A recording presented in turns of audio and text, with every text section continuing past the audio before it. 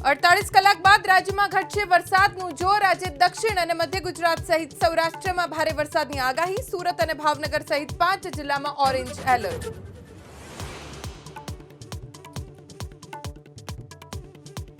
ભારે વરસાદની આગાહી વચ્ચે અરવલ્લી જિલ્લામાં ધોધમાર વરસાદ। મોડાસા, મેઘરજ અને માલપુર તાલુકાના ગ્રામ્ય વિસ્તારમાં ખાબક્યો વરસાદ।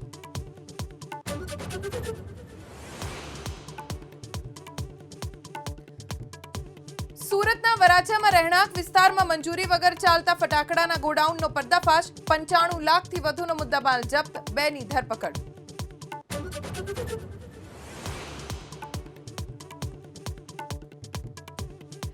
સરકારી નોકરી અપાવવાના નામે કરોડોની છેતરપિંડીનો પર્દાફાશ। અમદાવાદ ક્રાઇમ બ્રાન્ચે 3 વકીલ સહિત 4ની કરી ધરપકડ। ખોટા કોલ લેટરથી કરોડો પડાવ્યાનો ખુલાસો।